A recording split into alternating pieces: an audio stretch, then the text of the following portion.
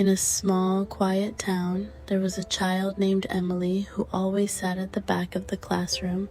She was the kind of child who went unnoticed by most. Her voice was soft, her presence unobtrusive.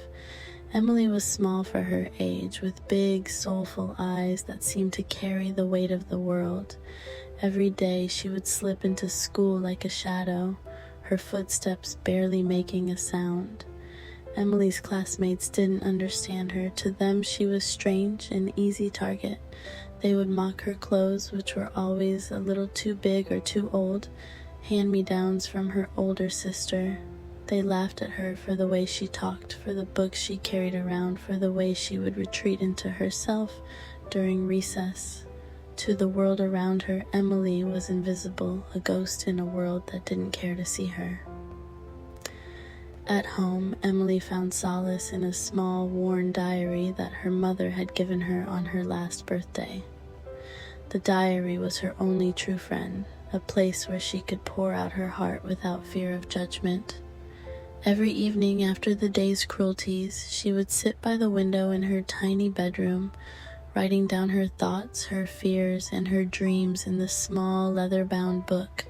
She wrote about the mean things her classmates said, the way they laughed when she walked by, the loneliness that filled her every day.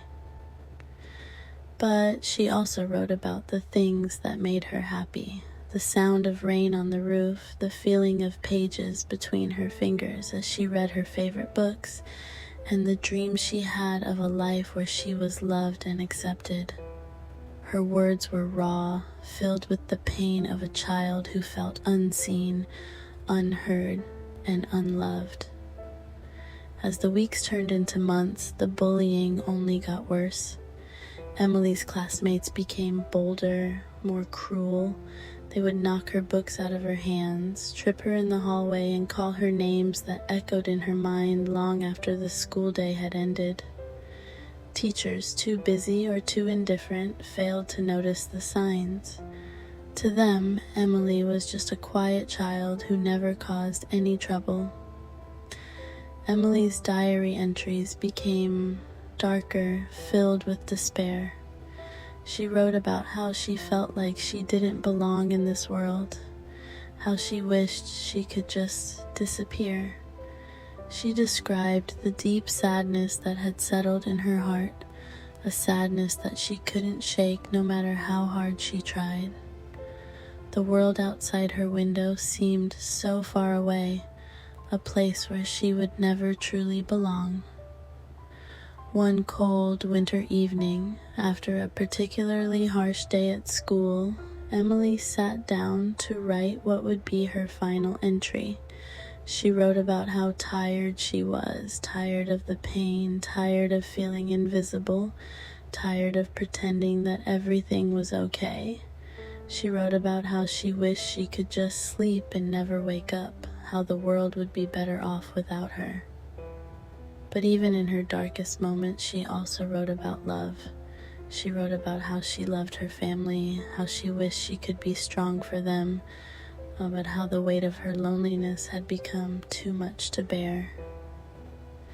Emily ended the entry with a simple sentence: "I hope one day someone will read this and understand."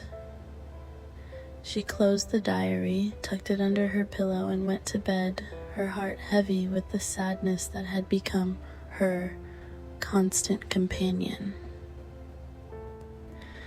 The next morning, Emily's mother found her daughter's bed empty. Panic set in as she searched the house, calling out Emily's name, but there was no answer. It wasn't until she found the diary under the pillow that she realized the depth of her daughter's pain. As she read the pages filled with Emily's words, her heart broke into a million pieces. She hadn't known, hadn't seen the signs, hadn't understood just how much her daughter was suffering. Emily's father, too, read the diary, his hands trembling as he turned each page. The words of their daughter were like daggers to their hearts, each one filled with the pain they had been blind to. They had always thought Emily was just quiet, just shy. They hadn't realized that she was drowning in her own sadness, that she had been crying out for help in the only way she knew how.